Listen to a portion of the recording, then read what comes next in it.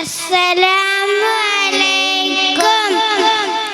Qala Rasulullah sallallahu alaihi wasallam, mali wa ma dunya ma ana fi dunya illa karakibin istadalla tahta shajaratin summa raha wa tarakaha.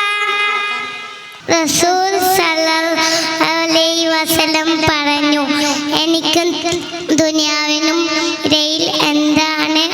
വഴിയിൽ ഒരു മരത്തിന് കീഴിൽ തണൽ കൊള്ളുകയും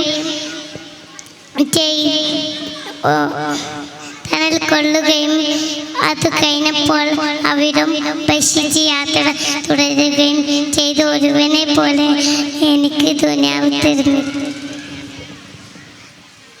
Rasul sallallahu alaihi wasallam said, what is between me and the world is for me like one who takes shade under a tree on the way and then leaves it and continues his journey.